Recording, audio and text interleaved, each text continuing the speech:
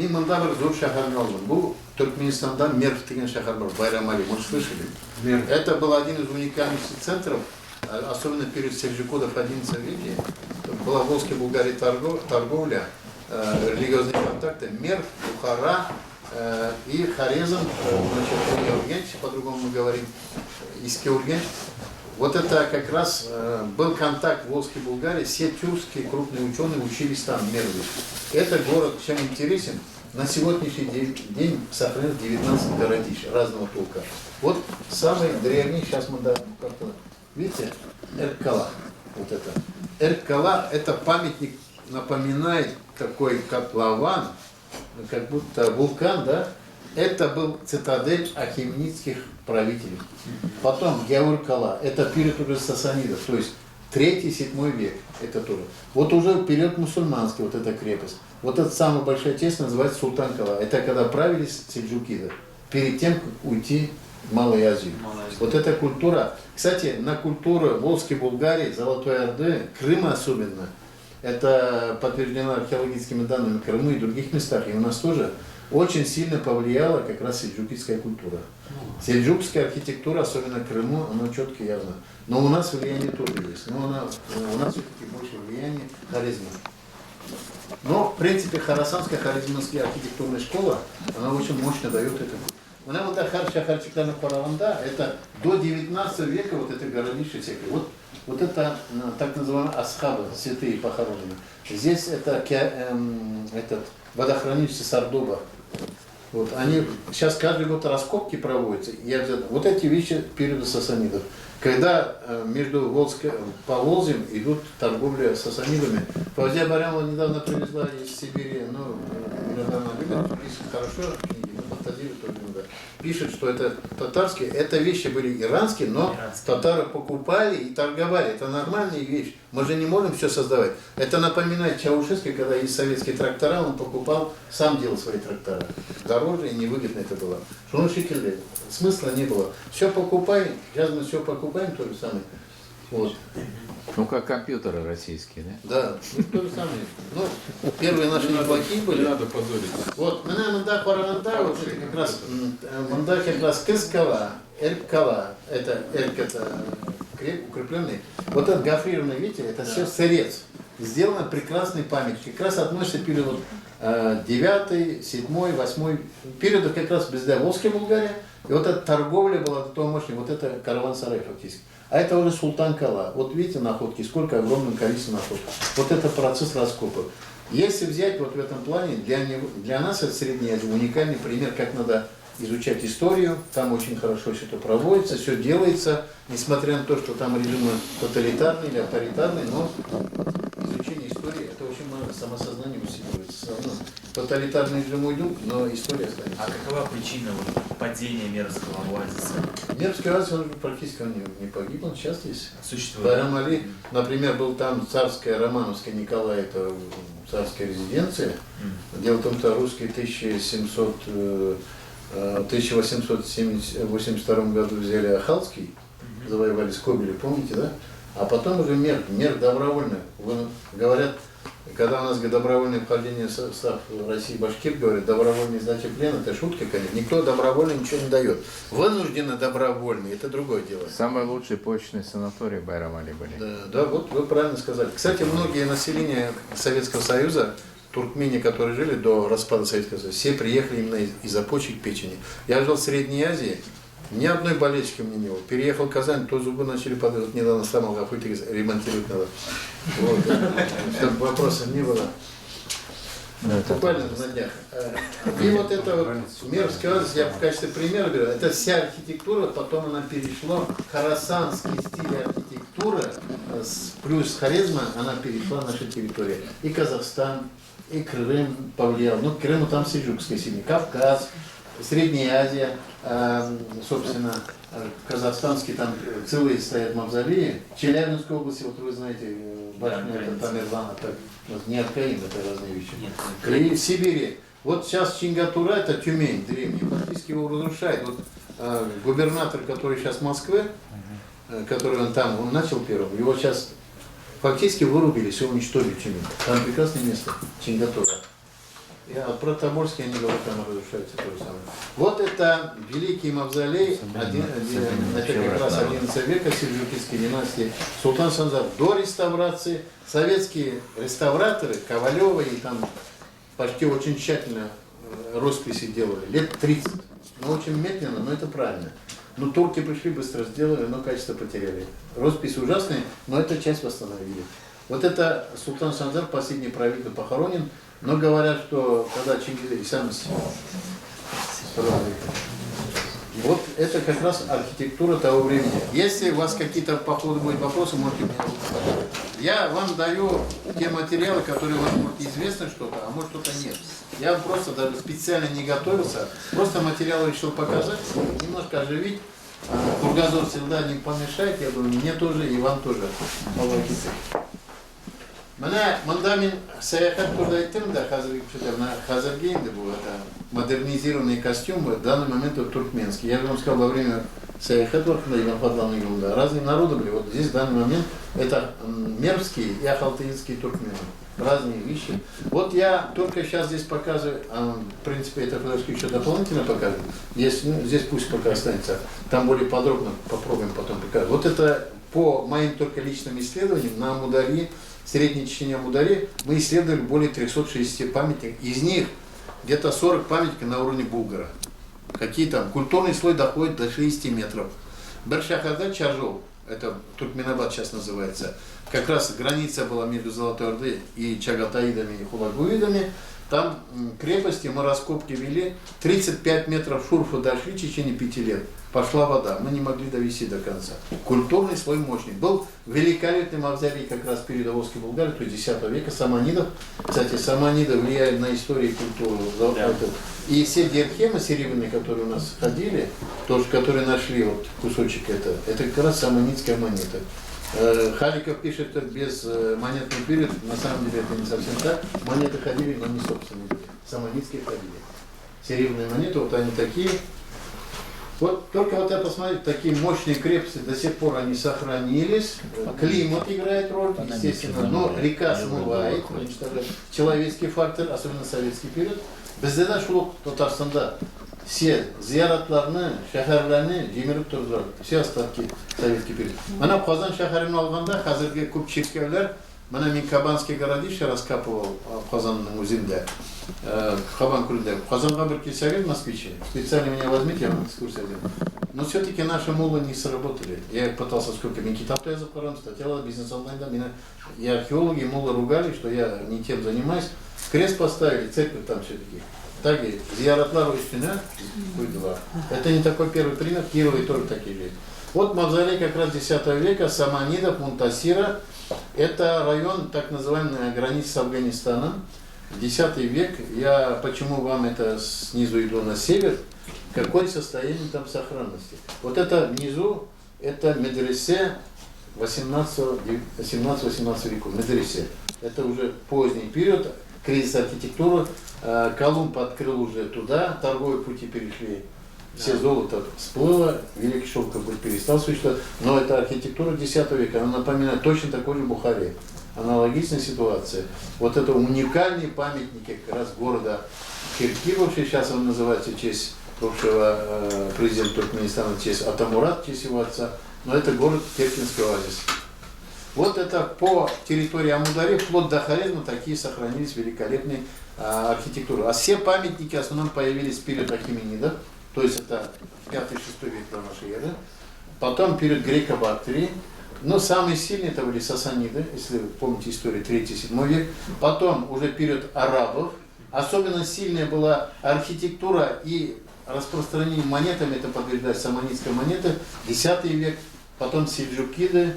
Потом после монголов, это Хулагуиды, ну потом кризис 16 век. Только Бухара начинает поднимать. Вот сейчас вам остановлюсь, очень интересный языческий храм, круглой стороны, Хазарик написано ДП, вот это, высотой здесь 15 метров, это только его цитадель. Он одновременно служил как значит, оборонительный сооружение, с другой стороны это был храм астральный.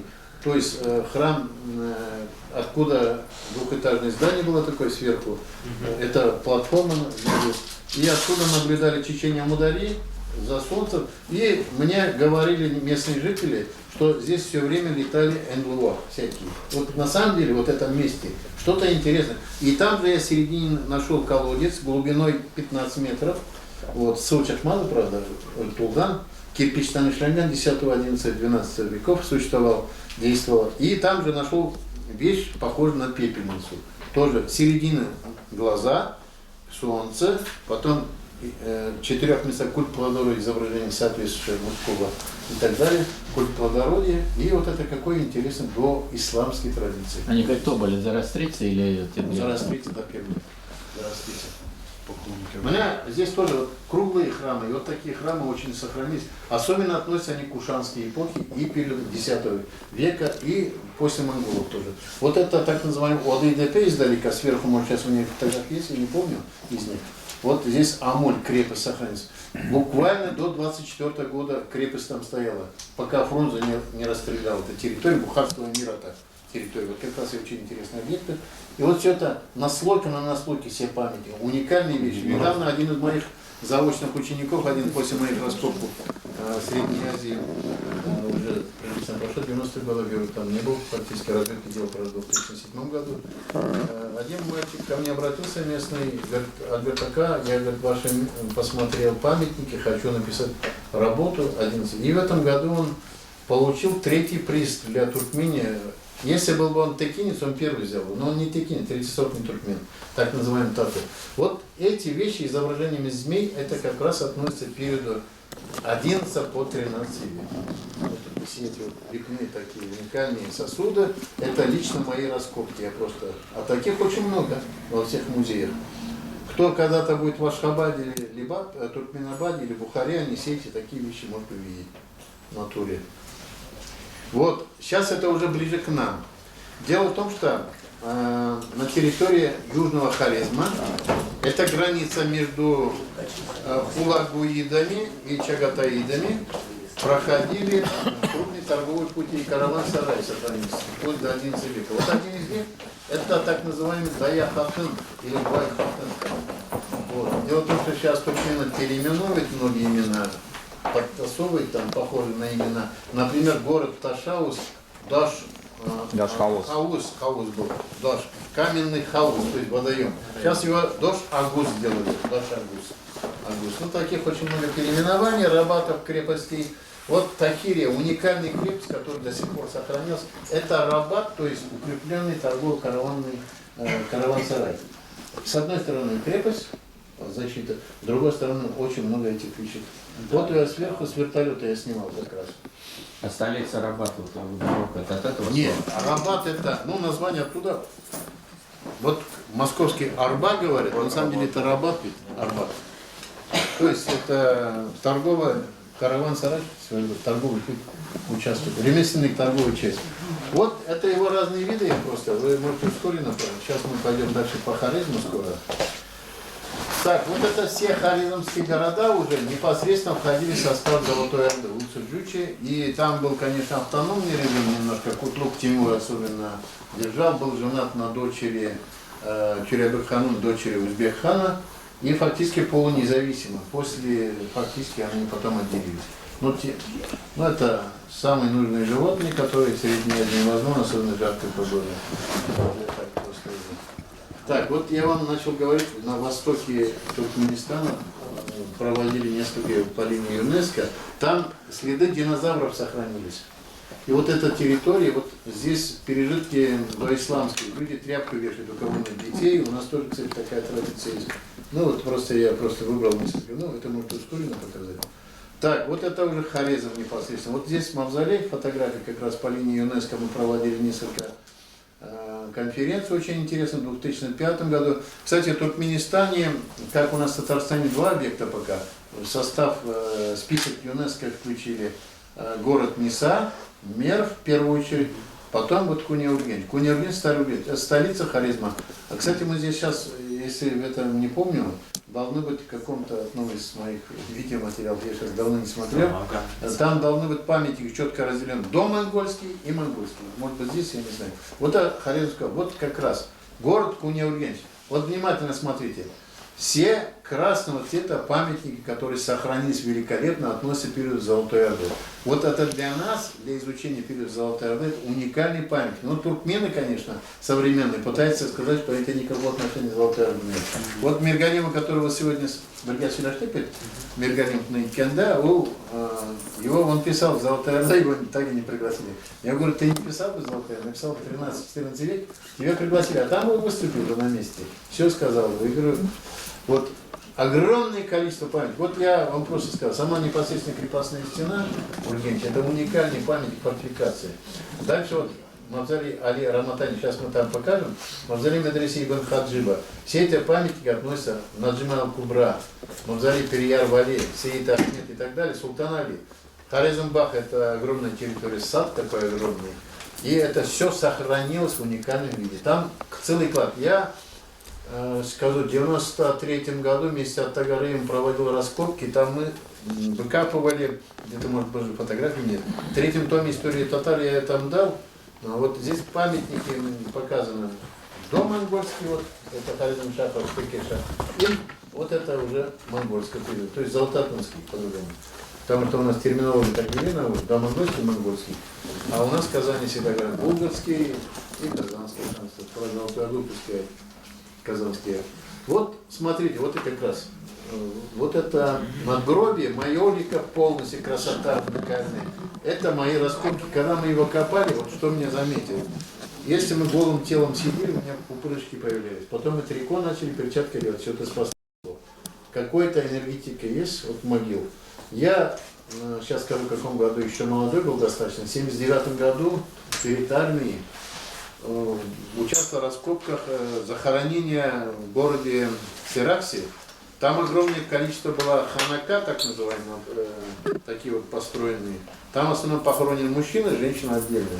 И вот там тиф или что-то какое-то была болезнь, и вот эта болезнь до сих пор сохранилась. Люди отравлялись. После этого раскопки остановили. Вот такие вещи. Вот Хорезме очень часто это сохранится. Во время раскопок такие вещи выходят. Вот эта вся архитектура, она напоминает наш булгарский. Вот внимательно сейчас заметьте. Так, я вам отрывочно, у меня много материала, я, конечно, могу долго рассказать. Вот смотрите, мавзолей, вот таких 4 минарета сохранен. Был это великолепный Кутлук Тимура, вот, который был женат на дочери узбека. Узбека, да. Да. Кюребек Ханума, в честь него построен этот мавзолей. Это уникально. Вот сверху купол, уникальнейший купол, сделан вообще материал шикарный. Вот сколько, смотрите, как он, свет как шикарно поступает. Это уже до реставрации, сейчас реставрация сделана уже. Вот, а мавзолей, вот это минарет высотой 91 метр, а он был еще выше. А таких было минаретов несколько. 2 минарета разрушил сам Тимур. Один упал в 1901 году, один остался. Его реставрация, у нас был такой очень интересный товарищ, потом суфием стал, сейчас фамилия, Халимов Назар. Он оттуда из Ташауза, у него какие-то татарские корни, он всегда хорошо к татарам относился и грамотный был тогда. Он всегда говорил, татары самый грамотный народ, поэтому я хочу быть татарином. Он всегда так говорил. Нет, это фамилия Халимов татарская. А? Халимов татарской фамилии. Ну, нет, это не совсем татарский, это узбеков тоже есть. Это ташаузские туркмены, они отличаются от тех. У них даже язык другой немножко, так их называют иногда. Но это все-таки бывшие хивинцы скорее, вот они влияние. Хивата это многонационально, там узбеки, там и казахи, борьба, клан всегда в власти шло. Сарка, да? Да, вот Надир-Шах, когда шел сюда, это время Петр I отсюда, это Россия двигалась в Казахстан, оттуда Надир-Шах. Почему многие казахи вынуждены были обратиться к России? Надир-Шах оттуда шел, он покорил Индию и все территории Ирана, все Средняя Бухара, Хорезма, уже дошел дальше. И казахские кланы, и узбекские кланы вынуждены были либо объединиться, либо бежать. И Россия в этой ситуации воспользовалась. Вот это мавзолей в Казахстане. До Бангладеш дошел уже, до Бенгалии. Ну, дошел, ну, это уже... Они упоминают очень недобро. Ну, Кириканакитара, да, это уже не то. Они не закрепились там. Вот это такие мавзолеи, это уже на территории Актюбинской области, Казахстана, Актубе. И вот эти мавзолеи, если я не ошибаюсь, там в одном из них сейчас вывеска есть. Я был там в 2015 году, когда казахи отмечали, когда они отмечали? Когда Путин их немножко обидел, когда у казахов государства не было, помните? После этого казахи решили провести юбилей 550 лет казахскому ханству, и после этого казахи начали работать. Вот в одном из мавзолеев там 180 километров пустынная зона. Единственное написано, здесь побывали только два больших человека. Первый — это наш президент Назарбаев, и второй иностранный гость Рустам Минниханов. Он приехал там, посмотрел, и при том население, вот это Кечежус, младший Жуспик, фактически это нагайский, кыргыз-татарлар. Да. И вот они, антропология смотрят, вот кто был в Карачаево-Черкесии, видели, наверное, Фарис Иванович везде был, поэтому ему говорить даже неудобно. Нет. Кунё Суворов, который вот давил этих нагайцев, остатки Махачкалы, в Дагестане есть нагайцы. Напоминает фильм, когда американцы Апачи там давили, там похоже был Суворов. Это время как раз покорения Крыма было, Пугачевское восстание, да, вообще сложное. Почему Екатерина сейчас ислам разрешила? Не случайно. Да, мощная, опасная ситуация сложилась. И вот нагайцы, фактически те же самые нагайцы, имена смотришь как наши. Ну, язык немножко специфика, кавказское влияние и так далее. Цвет антропологии наши, имена наши, все такие же, как казанские татары или поволжские татары. Правильно говорю. Мишарик, кстати, в намного отделяет с вами. Так, ну я в свободной форме рассказываю, если вам конкретика пойдет, там мне полно материала по Крыму. А какой язык тогда был тогда? Чагатайский диалект там был? Где? Вот, в Мерве везде там. Ну, Мерве все-таки там Агурский, Агурский, там, Сельджукский, да, да. если вы взяли. А Чагатайский, он же был с территории восточной части Туркестана. Узбекистан, уйгуры, Узбекистан, да? Кыргызстан, скорее, часть Таджикистана и Южный Казахстан. Вот, например, вам известный город Туркестан, Яссы, там полностью, в южной части золотоордынских городов как раз граничили они чагатайцами. Это же условные. Ну, вообще-то старый турки, вот чагатайский, наверное, небольшая разница была. Уйгурский там очень близкий, да. Язык очень близкий, потому что в Золотой Орде фактически письменность использовалась именно уйгурская и чагатайская. Дальше попробуем. Вот меня Киткенде в любом месте, когда едешь по степи, но эти многие памятники, конечно, относятся ранее, до монгольских. Это кимакские, печенежские и кипчакские. Они были фактически во всей Евразии. На Украине очень хорошо сохранились, в Северном Кавказе достаточно хорошо. На территории Казахстана очень, Алтайда, Шотланда. Татарстанда, что интересно, очень мало, несколько мест. Я только в 2 местах нашел. Первый — это в Альметьевском районе. Вот. Второй — это у Рушсакова. И то после войны его, я фотографию только место знаю, его уничтожили. Пашкабатык, Моншагакимдеркуйна, года войны. И потом, говорит, вся семья у них погибла. Вот какой-то святость камня есть. Не хочется быть... Мы же немножко атеисты, мы как-то сопротивляемся, сомневаемся, а кто-то верующий, они прочее, да? Но в этой системе начинаешь думать, а все-таки какая-то сила есть в этом исторической вещи. Поэтому ни могилу нельзя разорять. Все равно говорят, вот в Казани, в 2 местах, 2 роддома построены на могилах. Дети умирают. Вот какая-то психологический момент есть. Шок хатырлы. И Кендер все равно плохо делает. Рано или поздно детям или кому-то это отражается. Вот поэтому всегда надо думать, когда что-то делаешь, и даже имена детям надо правильно. Вот я своей супругой очень сильно воевал, когда она хотела дочку назвать. Не обязательно, если у кого-то названо, исправьте, пока не поздно. Азалия Дегенси Барбит. Вроде красивый цветок, да? А ведь в переводе, если взять, то взять Ожал Эжель Яси. То есть хозяйка смерти, или как-то владеющий смертью. Вот. Когда мы проводили несколько мероприятий очень интересных по линии ЮНЕСКО первой и по пути Ибн-Фадлана, мы смотрели вот эти разные юрты, казахи, туркмены, узбеки, совершенно они вроде похожи, но что-то общее. Это шатровый вариант, так называемый. Мечети не зря же это делают, но специфика национальная есть. От сглаза, да, как это? Нет, это орнамент национальных племен. Но это все закрывается, да, вешать, да. И притом это не только с глаза, здесь и змеи не лезут. Вот я вам скажу, вот экспедиция Кнорова в Средней Азии, я когда спишь ночью, во-первых, светло, там звезды летают, видишь, под утро ты можешь, тебе может рот открыл, змея пойдет туда. Поэтому, чтобы змея, чтобы не ходила, барашек, шерсть вот верблюжий, кричали ветер кизин, да, именно? Это вот. И ни скорпионы, ни змеи не проникают, вот не боятся барани. Барани съедает, оказывается. Вот психология. Запах какая. барани, да. И какой-то еще там. Я хотел спросить, а вот монгольские юрты тоже тюркское происхождение? Монгольские тоже тюркское Вы знаете, происхождение? монголо-тюркские вообще я не стал бы, это же почти единое какое-то крыло. Вот бүгін Шилевашаным о том, что вот если взять Мишари, вот в классическом понятии, Пензяки, Нижегород, основа, Окска, Сурская. Я вот в последнее время наблюдаю по языку, мы всегда цоканье, чоканье говорим, ну это не самое главное, мне кажется, у Мишар. Сословный статус, во-первых, это казаки, это мулла, это торгаши, хорошие, это просветители. Если взять, на самом деле так-то, дин, почему в Мишаре религия даже сильнее, чем казанский татар? Казань вроде, ну это так вот, ну она сохранится, там возможностей больше. Но ведь несмотря на сколько вы не били Мишаре, язык теряет, может что-то, но ведь дух-то не теряется никак. Мне корабчик тем, что пришел к выводу интересному. Так называемые у нас в последнее время переименовали Халиков и другие. Ученые взяли, была такая называемая Калинин его создал, восточно-буртасская культура. Буртастуби. Он ближе к булгарам, как бы, с уваром и так далее. Это фактически население Хазарского каганата и Великой Болгарии, с Кавказа. И что интересно, генетические вещи тоже подтверждают. Территория, где проживает Мишари, она вполне совпадает с Мордовией, во-первых. Огромная территория, начинает чуть ли не Германия от Польши, до территории Казахстана. Огромная территория. То есть фактически получаете это коренное население. Какая-то две ветки, вот мордовская и мишарская, она пошла в разные стороны. Но потом мощный элемент тюркизации, все это наслоение, народ на генез идет.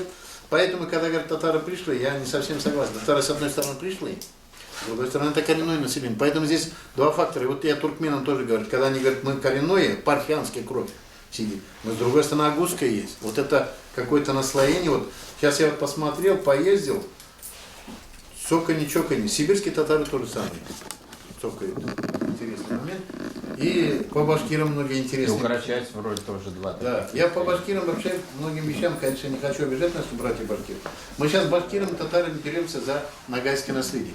Фактически. Башкиртар это бубызники, это нагайские, а не башкирские. У нас она ассимилировалась у татар больше. Мы татар все-таки религия, человек был, промышленность. У нас уже капитализм мощный был. Башкиры роды сохранились, но они, когда начинают копать, то Манга там выходит, то туда выходит, то Тыгындай. Улбар татара кимчалатын урдара. Дамир Исхак, что ли, когда мы в Эрмитаже проводили конференцию в Москве, сказал, Хозапарга, если хотите получить Золотой Орду, мы не против, но признать, что вы от татар происходите. Вот такие вещи интересные. Она Сорайчук, Ногайская Орда, это мощная, вы все это знаете и про князей, Юсупова, Теглары, Балары. Я об этом не буду рассказывать, вы все начитаны, сожжарелерны, блядь. Меня уже как археолог уже немножко, как историк, немножко другого культуры. Вот столица Сарайчи. Он сейчас разрушается, это недалеко от Арабской области, то есть Уральской области. Вот такие раскопки сейчас казахи. Ну, Назарбаева спасибо большое. Конечно, мы говорим, гордимся, он все Беканы поднял, но он же поднимает его как казашку, в первую очередь, потому что она нагайка. Северо-западный Казахстан это фактически те же харджи-татарлар, то есть нагайские татары. Мы, восточный, юго-восточный Татарстан это те же самые, южные башкиры те же самые, процентов 40 при том башкир, и северо-западный Казахстан полностью Мангышлавский, это вот Атырау, Уральск. Это те же самые нагайцы. Это не казахи, их просто искусственно написали. Сейчас казахи мечтают перевести всех нагайцев еще с Кавказа себе, у них такая мечта есть. Вот. И ассимилировать. Так они и Кучуму сделали, казахи. И Кучуму И сделали. будут делать, потому Мурат что Ахмедов. мы спим, они работают. Но у них возможности больше, чем у нас. Казах-то мало Но они там. у татар история богаче намного. Ну, возьмем тех же Яушев и тех театры, культурные центры, мечети, которые... Я буквально несколько лет был в Констанции, познакомился очень хорошим, сейчас он в Москве работает, наверное, Саварыш или фамилия, сейчас помню. Посол Румынии был в Средней Азии, Монголии. Василий Саварыш, он вопрос задал один раз. Мы были в Констанции на конференции, меня крымский татарин один кусал, обозвал наш казанский татар, хотя не совсем казанский, волгоградский, сказал, вы, говорит, комсомольцы, пионеры, вы там предали, служите русским и так далее. Ну и поехал таком, ну как всегда. Ну мы же татары такой народ, везде шпилами, и там и тут. И он начал это говорить, в этой ситуации. Почему это я сейчас начал вспоминать? От темы-то, что почему я нагайцами?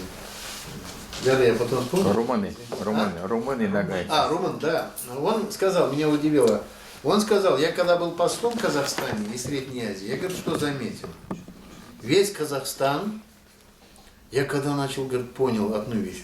Вся культура, мечети, медресе создали татары. Потом я, говорит, задумался, а ведь у нас в Румынии тоже есть татары. И начал изучать, говорит, историю татар. Буджакский, да. Констанца там и других нет. И вот, вы, может, фамилия знакомы, Тасин Джамиль, такой профессор есть, который приезжал из Татарстана. Я с ним познакомился, когда он был послом в начале Азербайджане, а потом послом в Туркмении. Вот мы тогда подружились, он после этого начал интересоваться уже. Несколько раз приехал. Ну вот я первый раз его Рустаме сказал, пригласи его, он после этого приехал, переписываемся, мы потом с ним, целая группа, вот Миргалимов и другие, я тоже участвовал в этом проекте, мы готовили несколько книг. Они сейчас выпускают очень хорошие книги, посвященные истории татар в Румынии.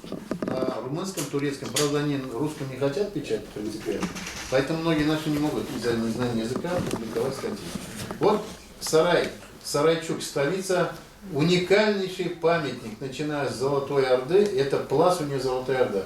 Как и, сейчас мы, наверное, там покажем, селительное городище, река вот как раз Урал течет, Жайык, вот, огромный смывает, огромные территории памятников смывается. Дальше поедем. Ну, и сейчас это немножко, я взял вот Уральский, Волго-Уральский регион взял, вот этот мавзолей уже Башкортостана, Тураханов, тоже относится к 14 веке, Золотая Орда. И башкиры, естественно, питают Чишминский район, я там был, рядом, пока не решаюсь, идея была, там городище и кладбище, притом мощные, я, кстати, всех приглашаю, желающие будет, я, к сожалению, сегодня первый раз забыл свои визитки, 2 штуки, вчера торопился, обычно 100 штук брал на всякий случай, всем раздавал, не стеснялся, и звонили, обратная связь была. Я сегодня продиктую свои данные, кому интересно. Сидит, он сейчас уйдет. Мы с ним, когда встречались вместе на Сенеград, идея была на следующий год, я тоже давайте 100-летие ТАССР проведем на следующий год в Московской области, где-то хороший конференц, посвященный истории татар Московского региона или Центральной России. Это не так. Это не от меня зависит. Это вот, я не вам говорю. Сюда посмотрите, вот, Нет, если они скажут, я вам не говорю, вы тоже частично будете участвовать. Если они скажут, проведем Нет, вопрос. вот я говорю, идея пока. Давайте сделаем. Вот это, зал есть. это не проблема. Программу сделаем. Люди есть. У нас в Московской области потенциал огромный умных людей. Почему Москва? И в Москве. Это я оба знаю. Московский регион я широко беру. Тульская область туда же. Если московский регион взять, уже широкий. это приблизительно Подмосковье в широком смысле. такой же пласт, как в Татарстане. Нет, я думаю, даже у нас просто власть немножко она разная, сами знаете уровень ее, но она имеет рычаги. Здесь у вас реальной власти как такого нет, но у вас есть реальные люди. И богатые есть. Притом московские богачане намного не такие жадные, как казанские. Вот. Чуть-чуть они... Потому что у вас все-таки выходцы из Бува, из Ульяновска. Давай к истории перейдем. Лучше традиции. В Татарстане сейчас объясню. Это вам не В относится. Татарстане структурировано, и все к ним обращаются. Так, вот смотрите, дальше я просто уже вам не буду рассказывать про Булгар, вы это все знаете. Вот как нет. А? Я бы очень хотел услышать вашу точку зрения про Насчет чего? Что всего. Архитектура? Лучше хотя бы чуть-чуть, если можно. Я вам давайте скажу. Я, во-первых, не булгарист, сразу говорю. Я татарист в хорошем смысле, евразиец. Я всегда, к сожалению, казанская школа археологии особенно, она узкая. Его формировал даже Имгетельген девайтсам, Дуришрак Блабус обижается, передадите. У нас 70 археологов в Татарстане. Но никто в районах не работает. Спасибо Митим Шариф, что их кормят, эти 70 человек. Но там кормится, конечно, не так много. Они не копают, они булгар свеж. А у Ларда Беркимдишлами. А у нас целый пласт деревенский. Вот я не хвалюсь, с 94 года работы, Азат Чулпан подтвердит, если надо быть, издаю и книги, по районам работаю. У нас такой пласт татарской культуры деревни. Аул Булса, татар миллет, на телевидении спрашивал, я сказал, сохранить надо село, в каком плане? Нет, я вообще противник слова сохранить. Развить село и показать инициативу. Надо сейчас совместно нам всем собрать ученые, специалисты, я в широком смысле слова, бизнесмены, власти, местные, региональные, большие, значит, краеведы, общественные деятели и так далее, религиозные деятели в том числе, и выработать стратегию развития татарского села по всей России на 50 лет минимум. Без ауны сокласат, миллет соклана. Тыльны вернуть можно, несмотря на ЕГЭ и прочие, на эти новые программы, все равно аулда база. И городские кварталы, где вот новые кварталы в Татарстане, Яшляр Килялер, Юрт Соголар, вместе татары живут, вот это Махалля. Ну, Махалля Бетургенер на советский век. Но у нас старые исторические еще есть вещи, я вам сразу говорю. Я прошу московской делегации, я постараюсь пробивать, хотя 5-6 человек должны участвовать. Мы томские, вот я сейчас разрабатываю, меня поручили, многие у нас учат, но практически никто не хочет работать. Я взялся, вчера я разработал уже документы, я первым Тауфика отправил некоторые уже вещи, чтобы он посмотрел. Мы будем проводить большую, относительно 200 человек по всей России соберем. Проведем в городе Томске специально выездное заседание краеведов, посвященное проблемам городских кварталов, например, Томского. И в Ярославле есть, наверное, такие вещи. В Москве, наверное, какие-то, Астрахань, где-то еще в другом месте есть, я уже поискать можно, Саратов и так далее. Вот эти. И плюс татарское село. Всегда татарское село не надо забывать. Что вы видите? Мы там можем блок рассмотреть. Сама по себе система, архитектура, купечество, торговля, ЖЗЛ, там много проблем. Я 23 вопроса уже написал, и древняя история там. Притом можно взять татарский город, средневековые даже проблемы поднять. Это тоже? А что скажете о Елабуге? В каком плане? В плане того, что может быть пласт у них что-то поглубже, чем у Булгара даже. Вы знаете, у нас в Татарстане везде булгары, ведь мы зациклились на этих булгарах. Это наша история. Да. Бильярд, наверное. Зациклили это специально Кряшинер блан бульдилер, тегинда булгар китте. У нас есть такой великий человек Богданов, Шавкат, который болгары раздает медали от имени Катрахана. И сейчас Тетюшах решил, вот вы поддержите москвича, это глупость Тетюшах. Я не против памятника. Не, можно всех поставить, болгары бесплатно ставить. Но я понимаю, почему мы не ставим Сюембека или кому-то еще. Улу Мухаммеда, я в свое время одному нашему министру, фамилии не буду называть, зашел и говорю, вот почему мы, вот часы есть в Казани, да? Давай поставим Улу Мухаммеда вот так. Да. Вот. А он меняет, а в Петербурге же есть ты, Петр, это большой человек был. Чиновники, к сожалению, еще не доросли там. Нет, они боятся, скорее всего. Боятся. Они не вырастут никогда. Елабуга, кстати, к сожалению, Елабуга мы подняли немножко булгарский фактор, и Татарстане в целом, и русский фактор. Вот русский, я не против русской культуры, я никогда... Вот мы изучаем ту культуру. Почему мы не изучаем 16 по 19 век культура и татар, и русских? Как мы взаимно влияли? Да. Керамики, архитектуру, печи делали вот эти? Да. Нет, вот Кукмарага Брасов, господин Утямашев, великий Утямашев. Значит, Каряны Брасвит, я там раскопки начал первый, поднял. Тогда вообще никто не хотел это поднимать. Время было такое. Лябеда Пашик Эликшар, хорошо, что еще есть. Никто не хотел, я там немножко покопал. Нашел материалы, которые относятся и перед Золотой Орды. Бакшаларда валяется. Но и плюс 17 век, это же не случайно. Вятка будет давить. Население перед Золотой Ордой на север поднимался. После Волжской Булгарии, туда вверх. Самый мощный очаг. Сейчас в этом году был у Иванова, глава этого Мамадыша. Идею подал. Я говорю, вот это проводим, сейчас филиал краеведа будем создавать. Улайтя, вот ты проводишь на конференцию на Шишманско-Черемшанском междуречье. Ахбой, Ялгалар купите, а почему Нухрат-то вот кормились? Это добро, если вы поддерживаете, никаких проблем. Яды будут финансировать. Ну, я понял, что Дворкович все равно поможет. и так далее. Но такие же главы умных очень много. Почему Азнакаевский глава Марсель Зуфаров уже 4-ю конференцию проводит? Это анал. Ну В да. Туркмении в 1947 году было землетрясение, вот это памятник шикарный змеями был. Вот он разрушен. Быстренько провести, некоторые, которые не показывал, может повторить где-то некоторые.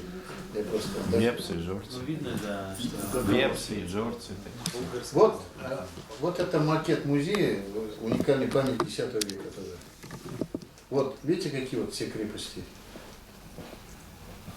Ну, это некоторые показывают, похоже. Вот я проводил аэрофотосъемку с Амударьи, с Джейхуна, и вот такие крепости. Вот здесь цитадель, все в обязательном порядке, все такие. Ну, коровники, видите, все уничтожили. Там дальше какие-то... Вот это храм, который я вам начал говорить. Лучше не откапывать. Провис по Амударьи. Вот эта крепость Зухратакир на Медах, новый день или новая деревня точнее. Это вот Македонский здесь проходил войска его, Искандер Зулькарнай, Духруги. Вот такие крепости остались с тех времен везде. Так, вот Амуль столица, вот здесь сейчас конкретные вещи. Потом по Крыму что-то покажем, если что. Если будет, я сейчас вопросы более, конечно, можно было более углубленно это делать.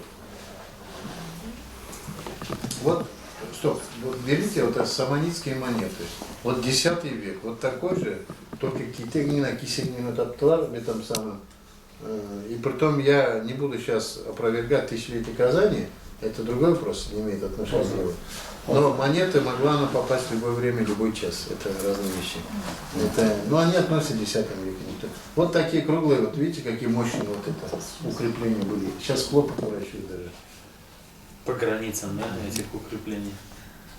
Вот это Хорезм я начал вам немножко показывать. Сейчас еще там интереснее должно быть. Здесь больше, более подробно.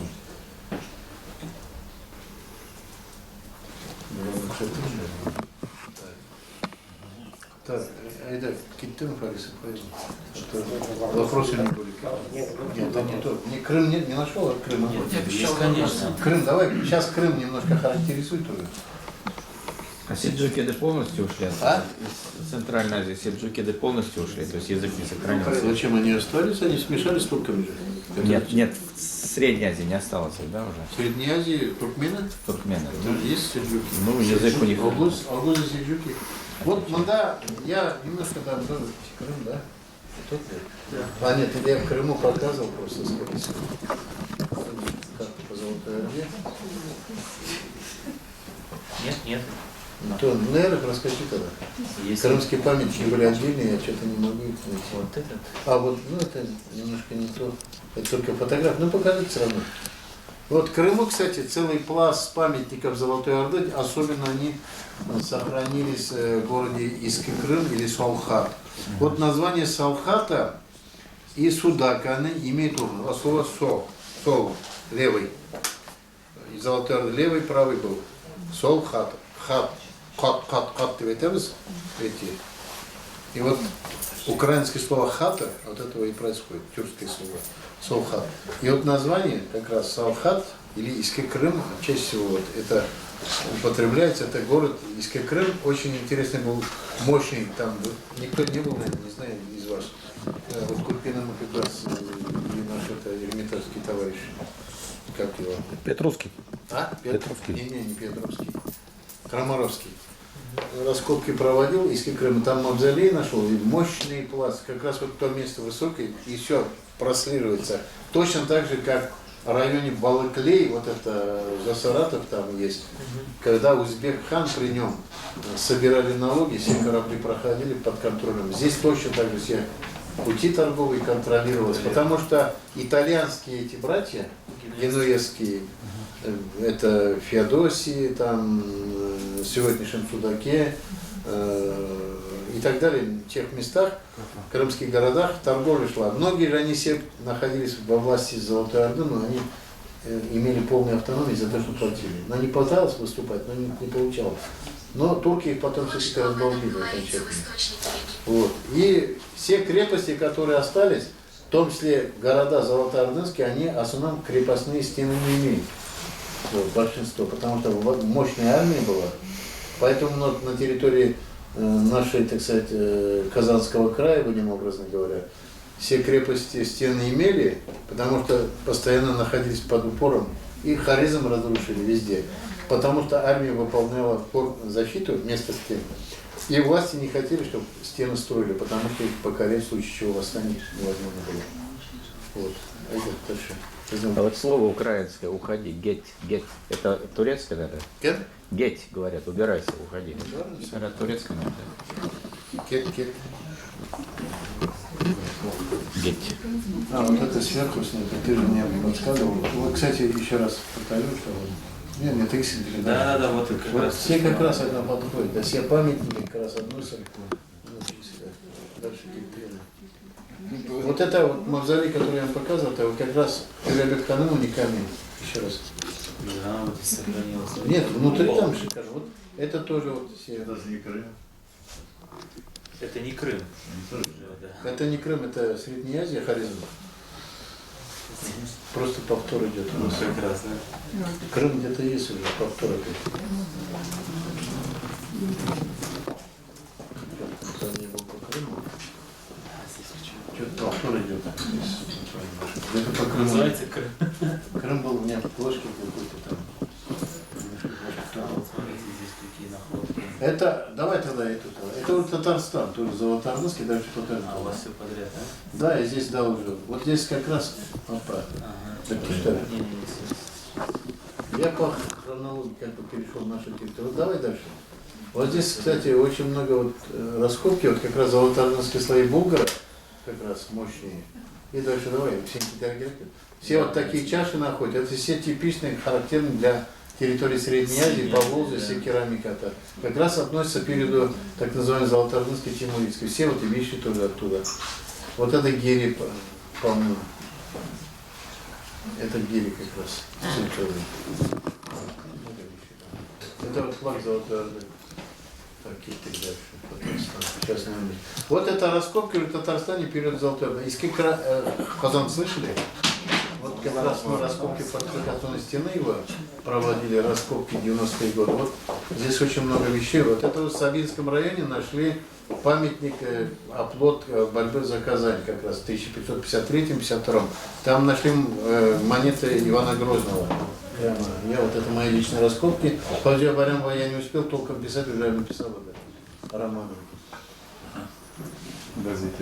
Вот, это крепость недостроена была. Зимой 1552-3-54 год оттуда форпост был, нападали на Свияжск, на Арск, уже русские крепости, и партизанская война шла. Но зимой прошли их там, в телегах, войска Горбатова-Шуйского, где-то 30 тысяч населения они там вырубили зимой. А вы в Гобустане были? А? В Гобустане были? В Гобустане были, и фильм снимали вот здесь у меня есть. В пещерах. Азербайджан между Дагестаном. Дрезден, Хиросима. Вот Очень там интересные не культовые меньше, места. Там писаны интересно, относящиеся к периоду 100 тысяч. палеолита. Это уникальное место в Азербайджане. И вообще Азербайджан где-то древняя стая, где-то в каком-то плане, пусть не обижает меня, армяне переписали многие истории в свою пользу. Не за то, что в Азербайджан говорю. Дело в том, что очень интересный случай. Вот у нас Крамаровский нам показывал в Крыму очень интересную вещь. Вот такое. Здесь луна, здесь крест. А Мамедов, два архитектора из Азербайджана приехал, говорит, Крамаровскому говорит, а вы посмотрите, здесь ведь оба луны были, почему-то крест переделали. Вот это говорит. А он пытался нам доказать, что была дружба народов, толерантность и так далее. Ну, толерантность и был, вообще, слово толерантность мне не нравится, это терпение. Не надо терпеть, надо жить вместе. Я немножко отошел, Крым, конечно. Уважать и не терпеть, да. Терпение может лопнуть. Это вот в Татарстане раскопки, все разные памятники, сейчас я, может, найду кое-где. Вот это памятник, вот эпиграфический памятник, уникальный у нас памятники, они сохранились прекрасно в Татарстане. Это когда-то бывшие половецкие бабы, так называемые, превратились они принятием ислама, вот такие. У крымских татар, тюрбаны так называемые, у крымских татар и у турков, и потом у народов нагайцев, в частности, очень хорошо сохранились антропоморфные формы, Саратов. А у казанских татар и волго-уральских в целом татар вот такой формы уже здесь. Камни. Притом выпуклым надписями очень мощно, это период Золотой Орды. Казанский ханство уже кризис происходит здесь тоже. А уже в составе русского государства, после Петра особенно, там вообще уже процарапано. 19 век вообще на диких камнях. Вот Восточный Татарстан, когда есть, или Башкирию, там камней много. Например, деревня Сарабекова, я посчитал, 762 камня. Ну, они условные и так далее. А вот уже перед Золотой Орды, например, Тетюша где-то около 30, деревня Менгер Атминского района где-то за 30, тоже большие, шикарные. В Зеленодольском районе очень много, вот нескольких сел вот такие. А периоды Волжской Булгарии что-то сохранилось? Нету камней вообще, вообще не камней. Надгробных? Никаких камней? Нету. Никаких строений почти. Ну, каменных нет. Ну, то есть, да, с надписями. Деревянная архитектура была. Основания могли быть каменными, есть. Ну, вся архитектура я не зря называю. Волжская Булгария – это культура деревянной архитектуры. Вот термин могу даже... Ну, может, надгробные камни могли тоже быть? Нет, надгробные камни появились в 1200, скорее всего, при Берке. В массовом порядке уже. При узбеке массовость пошла. Вот это интересный сосуд. Знаете, что это такое? Никто не догадается, да? Это горшок детский. А у узбеков он до сих пор сохранился. Да? У узбеков до сих пор сохранился такой горшок. Ну, это вот мои личные находки в Зеленодольском районе. Япончина. Крепость такой, очень интересный. Чем интересно вот Тетюша и Япончина, городище есть, Луковское, в Зеленодольском районе. Я думаю, Азат Чулпанович, знаете места? Кубня. Там крепость уникальная. Это как раз последний этап Волжской Булгарии и Золотая Орда. Она как-то вот переход видно. Когда копаешь, это интересный период. Как происходил золотоорденизация Волжской Булгарии? Вот керамика в массовом порядке тоже. Этот из меня, кстати, да? Если будет вопрос или там еще что. Вот я вам про Тетюшу сказал. Вот могилы построены, ну это уже срезано археологией. Вот эти могилы относятся к периоду ранней Золотой Орды. Это 1260-70 годы. Таких только в Булгарии, я больше не помню. Но пока еще не раскопали, пока, может и есть. Вот это очень уникальные вещи, при том расположении. Это уже ислам чувствуется здесь, влияние. Какой был антропологический тип? Булгар и потом ордынцев. Отличался он? Вы знаете, ордынцы все-таки даже более европейцы, чем булгары. Даже так. Да, так. Я вам одну вещь скажу. Я был на заседании, я же аспирантуру в Московском университете проходил, защищал здесь, работал у Янина, Валентина Андреевича. И вот, когда заседание было это лет 8 тому назад, я заезжал к ним, обсуждали историю Новгорода и сказали, Новгород в 12 веке и Новгород в 14 веке совершенно разные. В 14 веке население становится монголоидным в Новгороде. Янин сказал. Так, вот смотрите. А можно еще по антропологическим типам уточнить? Да? Вот почему у Мишарей такой разброс антропологический? Начинают там от арийцев, кончая монголоидом. Ну так же, как у татар казахских.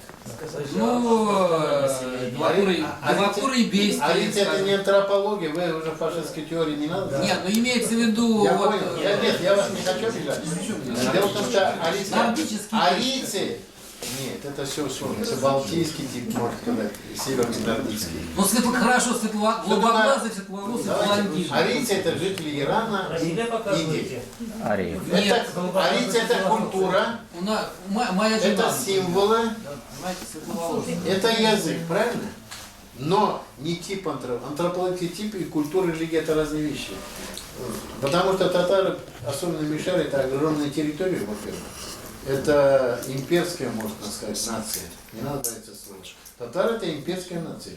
Почему у нас ностальгия? Нас никогда не могут до конца убить, потому что у нас это сидит вот государственная психология. То, чтобы русским Почему передали. кого угодно можно заснуть? Отлично. Русские от нас переняли имперскую. Психология, невозможно. Но мы все равно казанских. Вот вон один. Они не перенимали, они часть нас являются, да. Понимаете? И эту Но психологию принесли с современное собой. российское государство это фактически продолжение той же Золотой Золотой Орды, да. Почему, сейчас галпуитеризм, если я громко сказал политически, самые сильные противники московского государства всегда были украинцы и татары. Иквайра, Берце, Киевская Русь, вторая Золотая Орда, никуда не денешься. Это факт. Это нормально, поэтому мы какую-то роль всегда играем. Нам нравится, не нравится. Вся история России это татары. Нравится, не нравится. Даже вот в Ливонской войне татары в белых чалмах, немецких гравюрах сохранились. При Иване Грозном, когда воевали, когда не могли не выйти в Балтику. И Грюнинскую битву Нам выиграли. на Восточный Татарстан немножко. Я немножко стихийно, у меня беседа сегодня идет с вами. Я бы не громко сказали, это лекция, конечно. Но вот Восточный Татарстан, это тоже уникальные территории, как и Западная Башкирия. Я сразу вам скажу. Западная Башкирия, Восточный Татарстан – это один народ. Вам нравится, не нравится, это факт. Это, во-первых, народ, который всегда воевал за свою независимость. Как бы башкиры не кричали, хоккейный команд Саладюлаев, он Мишарин, Типтарин. За Киевалиду я специально в деревне ездил, башкұртан мен кіртмәскәтір что? Балықтан сөйлеймін, сіз кім? Біз татар дейлер. Татарша сөйлешеміз дейлер.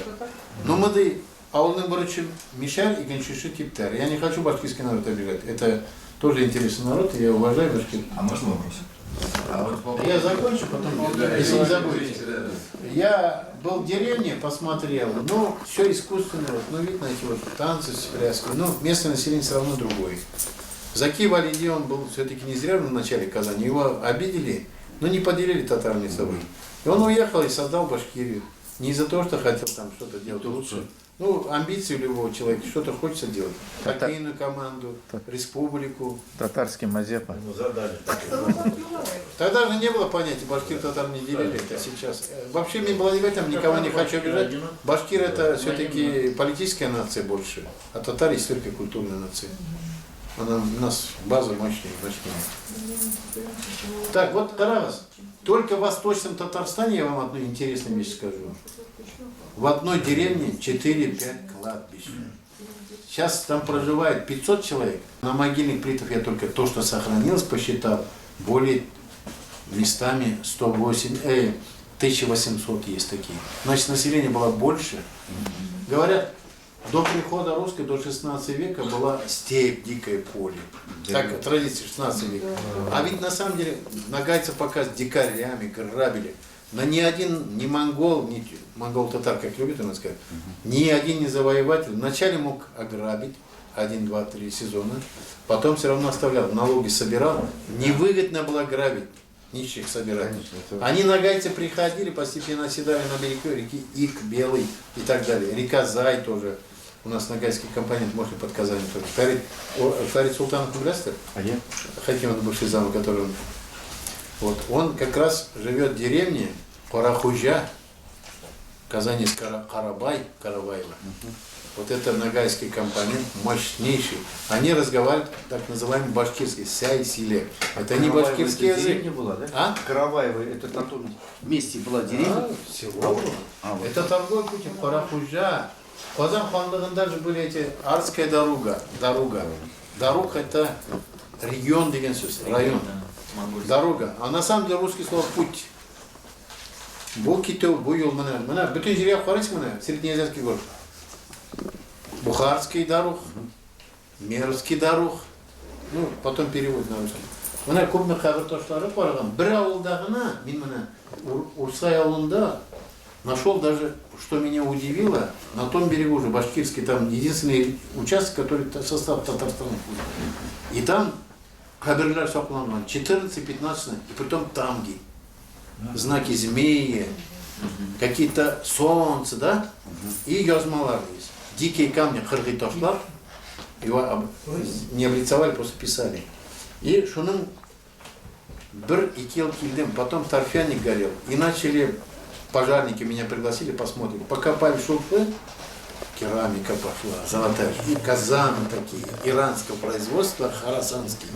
Вот мен буквально, мен қазір әлі Черемшан районында, Утыз Деменнің ауылынан кетерден бір зор бір выцарапал все-таки. Но я верну его, конечно, изучить хочу. Казан, который относится к 16-17 века. Целый, дурт аяқлы, чугун настоящий. Крышка шикарная, я по телевизору еще не показывал. Вақытым жетмейді. Уникальные вещи, вот это же культура тоже. Вот какая красота. Вот никто этим, и перевратить сейчас начали. Безнын, не хочу никого моих коллег в Казани ругать, но Вся наука только работает из-под палки президента или кого-то. Нет инициаторов, очень мало. Никто не хочет выезжать за пределы. Вот районарға барасың, Пензаға, халық тырыша. Краеведы делают больше, чем ученые, к сожалению. С вами культура сибирских народов тюркских, которые в составе монгольского войска шли.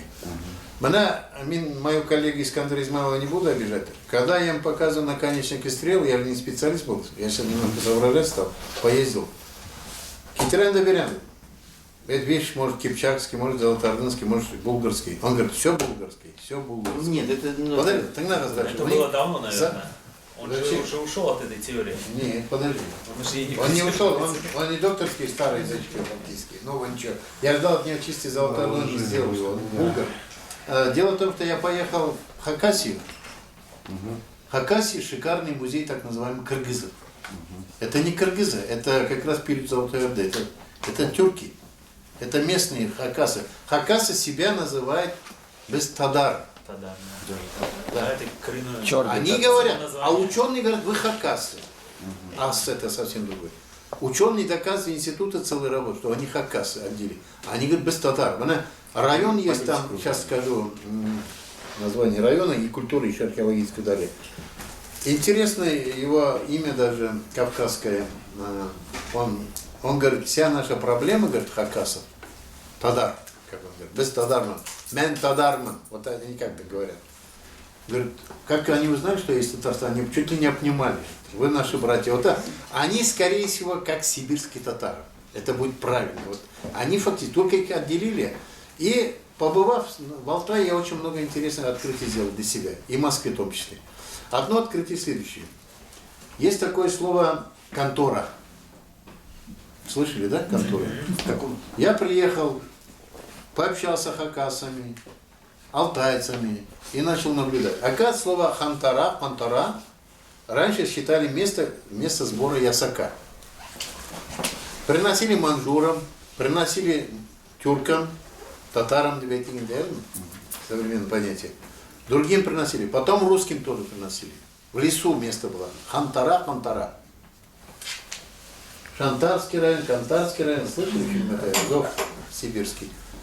И оказывается, город Красноярск вначале назывался Контора. Даже так. Да, вот это вам новый. Еще одну вещь сказать вам, московский, может вы знаете лучше меня. Останкино. Устакунь. Там мастерские были, мне один специалист сказал. Устакунь. Кожевенники жили там. Ну вот тут у нас как в Крылатское, это же татарово всего. Ну, Никто да. это тоже не поднимает. Вот А это специальная политика. у вас правильно сказал, что вот в Татарстане, если бы, например, краеведы работали, гораздо больше было бы, конечно... Я поэтому, вон уже был сейчас Именно краеведом там работать. работать. Это даже больше дает. Мы больше активно работаем.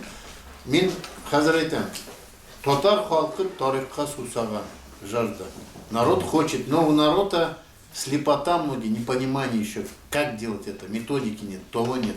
Ученые у нас, я не хочу моих коллег обижать, разные есть очень сильные тоже. Они много знают, может быть, но не хотят ехать в деревню или куда-то. Так удобнее. Да. Ну, зарплата небольшая, какой смысл?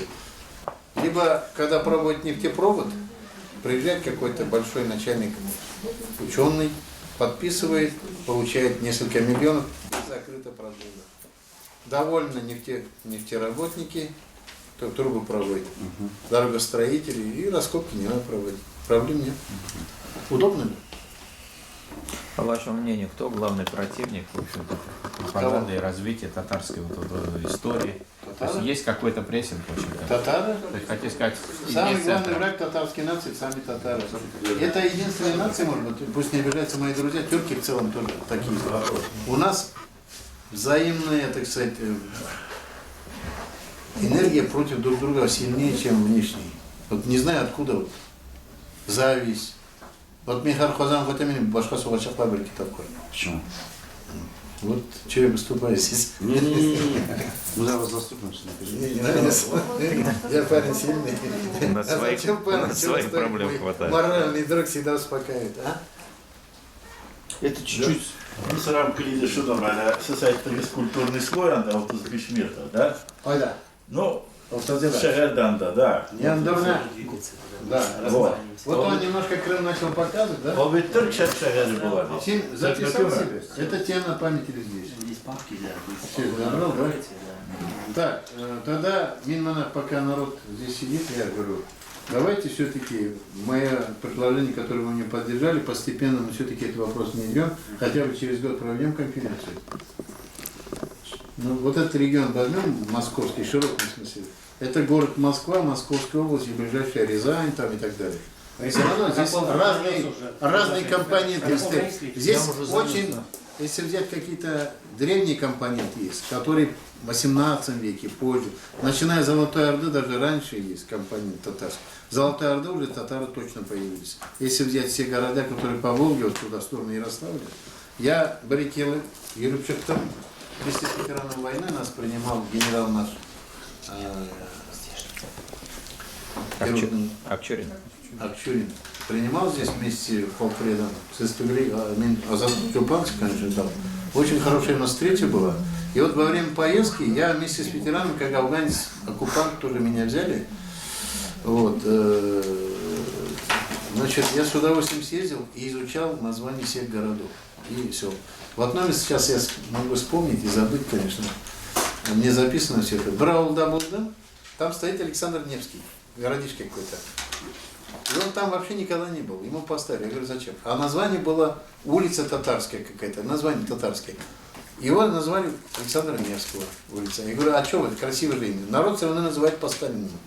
Как у нас в Казани есть улица Кирова, сейчас она московская, да? Да. Точно так же. А до этого была? А? А до этого была другая. Да, сейчас я забыл просто несколько таких интересных островков, названий. Там связано охраной, там татар Судаля, такие интересные места. Хужумиткен Судар, вот такая военная терминология. Тем более какой-то город, и сейчас я просто, извините, я немножко сегодня не спал, устал немножко. Поэтому. Да, вопрос еще. Не, я не тороплюсь, я сегодня по 12 могу. Завтра Меня у меня вопрос вот какой. мероприятие только в Москве, а? Вот из Бишмедаранда, значит, культурный слой, значит, это Гешарда. А в Риме где-то метров 15. Реально 50. Вот, а в Риме метров 15-20. Где? Рим. Риме. Вот, метров 15-20. Извините, восточная культура древнее. Тогда получается, значит, тюркская культура древнее получается. Я если не говорю, там что тюркская, я сказал восточная. Восточная. Иран, Ну, не Тюркия, тюркские. это у нас немножко... Нет, там же пласты разные. Разные, да? Средняя Азия это комплекс культур. Я вообще наши народы назвал так. Культура мусульманской, тюрко-ирано-арабская культура, или тюрко-персидская, или мусульманская культура. Арабов можно объединить, потому что она семитская, хамитская культура. Такие имена, как у меня, например, Альберт, Альфир, Альфонс и прочие итальянские, испанские имена, которые мы читаем немецким, это немецкие. Это арабо-еврейские имена. Аль-Предлог, Берт, например, Берт происходит О, Андан и Синарку. Мы находили Испания Лабарасом, все-таки 600-700 лет арабского присутствия не осталось. В Казанскую область, когда мы поехали, там нашли очень интересный, точнее, есть такой поселок, уже татар почти не осталось. Один мой однофамилец Бурханов, Марат, не женится до сих пор, не хочу на русский жениться. Все женились. Или надо уехать, он не хочет. Я ему говорю, давайте девушку найдем, в Татарстан приезжай и так далее. Хороший парень. Вот он нас привел по гранд-зону. Там звериноголовки я посчитал огромной высотой, до 2 метров, 1,5. Это самый маленький камни, уральский твердый камень, на могильные плиты 1830-х годов в основном. И при том, что интересно, Буалнусили Вашасан, для Урала я никогда не думал. Мне сказали, что в Сибири нет этих камней. А ведь есть, оказывается, мощный притом. Мы просто не знаем, наша наука. Мы этим не занимаемся. 3 дня я ходил, устал, конечно, чокордан чокорга секиров, без все фиксировали. Сейчас писать, вот Марат поможет или нет, Курганский конгресс татар обещал финансировать. Хотел книгу издать я на эту тему. Там собрал все археологические, валы нашел, какие много. Вот брал дагана, звериная головка, давайте, даже казаки русские, башкирские эти уланы, в общем, драгуны, прошу прощения. Потом татары, купцы. Татары, купцы что делали? Между казахами, кыргыз-кайсаками и русскими выкупали лошадей и продавали чуть-чуть подороже, естественно. Русским казахи не продавали, татарам продавали. Вот наши, благодаря этому, в центре поселка Звериноголовка огромное количество каменных и деревянных татарских домов 18-го, то есть 19-20 веков. Все. И среди них были и белогвардейцы, и красноармейцы, много там всякого было. Улица там, но в основном красноармейское население было, потому что Каппель. Что интересный Каппель, почему я сейчас помню? Каппель, когда пришел в 19 году, да, узнал, что у одного татарского купца есть книга Ибн Сина, посвященная астрономии, оригинал, который подарили местным купцам в знак благодарности Бухарский эмир. Эту книгу они привезли, хранили, переписывали. Был местный один солдат, татарин, который вернулся, Эликпи Джигринбешил служить, когда инвалид был, медали получал, деньги имели. Он на свои деньги начал детей учить, но платно, естественно. В основном учил по медицине, он был врач. Разные знания давал. И вот шел китап, тоже Юренгеннер. И захотелось Каппеле заиметь эту книгу. Вот до сих пор никто не знает, куда эта книга делась. Либо татары его закопали куда-то, эту книгу, либо Каппель стащил.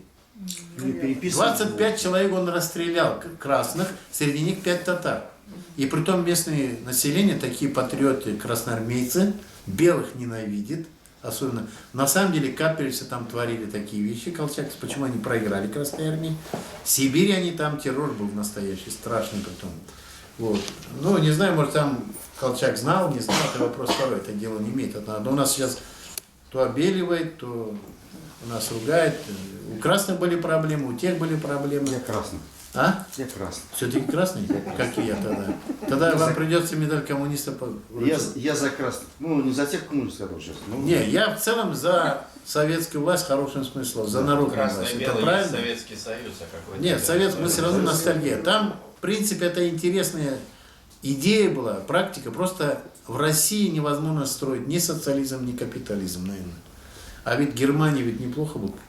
ГДР, кстати, кроме расстрелов людей, которые бежали. А так идеальный социализм. Великолепная страна. У них такая тоска у среднего поколения. Нет, они... Сейчас это было интересно. Это на самом деле очень... мы не жили богато, но, по крайней мере, стабильно. Достойно. Да. Ученый, академик Раен сейчас, да? Может, еще какой-то академик, я не знаю. В свое время доктор наук у нас, это был наряду с генералом зарплату получал. Да. Обкомовский секретарь меньше получал. Вот власть какая. Все могли если хорошо трудились и работали, все достигали. Все-таки я не думаю, что бизнесмены с советским строем грустят. Как я без оглядки пошел. Да? Атеизм-то был государственный. С теми людьми, которыми вы общаетесь, многие из них, я которые знаю, они обычно отрицают, а вы мне удивились. Нет, я вам хочу сказать, просто вас всегда уважал. Меня Беркишайт, единственный человек, который говорит, я знаю, Фарис, всегда подойдешь, говорит, чем сможет, немножко поможет. Я вам просто ничего не просил. Если поможете, я с удовольствием. Потому что Эдуард Салманович Кульпин это человек, Газиз Губайдуллин, это он обижался за это. Почему мне деда хвалишь? Я ведь тоже личность. Этот человек сделал очень много для татар, больше. Вы можете мне сказать, Ахдас Хусейн по сравнению с ним ничего не сделал для татар. Он много сделал, но для татаров мало сделал. Ахдас Абай. Я уважаю его, как ветерана войны, в честь него конференция была, его деревни притом. Долго он не возвращался, я заставлял его вернуться туда. Эдуард Салманович не только написал книгу «Золотой Орды» или опубликовал «Историю татар», его деда за это расстреляли в 21 году. И сам он, единственный человек, который, когда Крым стал наш, он сказал, это в данный момент, Крым наш, но не данный момент. Крым надо было в 91 году здесь. В этом плане. Вот, Эдуард Салманович очень воевал за крымских татар. Ничего не надо было отдавать. В Казани он любил татар. Брать не надо. Фамилию сделал свою Губайдуллиным. Вернулся, когда был в Казани. Когда у нас Овиулдеван был Эльмет Явнан, Ливногорский, из деревни Хазар Набукулька, около Сарабикова, из Прибалтики вернулся, замминистром работал Хазрайт Амисин. Ойна Кудерда. Симбикега Ванарсна. У Килип Кардида, когда говорит, Эдуард Салманович, я познакомил, внук здесь Губайдуллин, такой интересный ученый, специфический. Он говорит, ну я Раил татарин, а почему фамилия не татарская? Я говорю, ну вообще-то Кульпин тоже, говорит, татарская, Кульпа Булган. Ну Губайдуллин, почему он не Губайдуллин? Этот человек немного зацепило, задело, он через 2 года стал Кульпин Губайдуллиным. Это раз. И второй момент, у нас уровень татарча, так и татарча Ремеда, его можно просить, у него мама все-таки не татарка.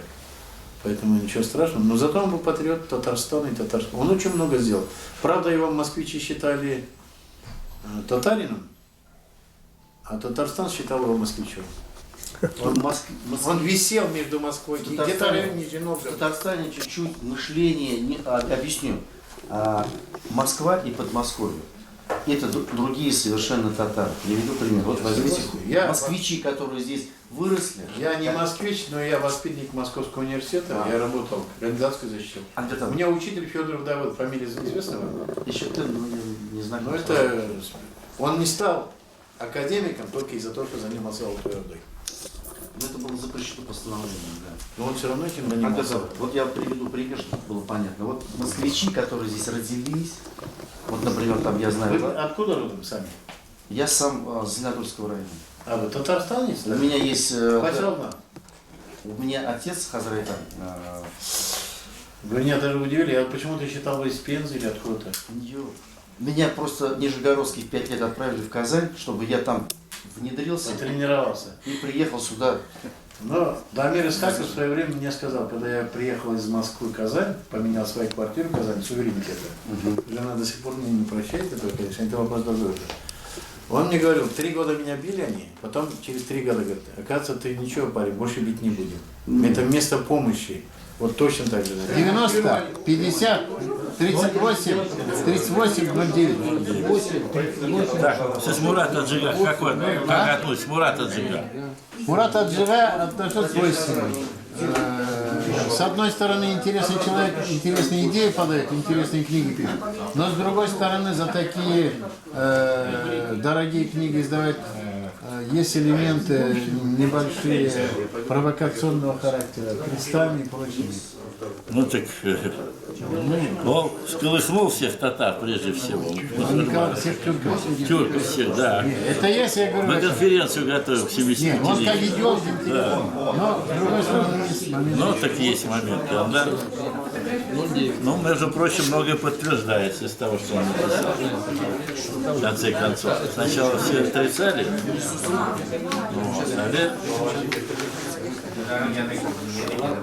так.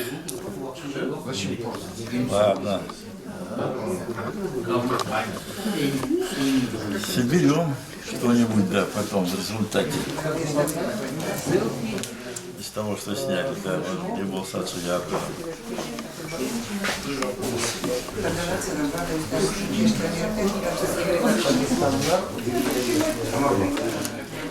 Так.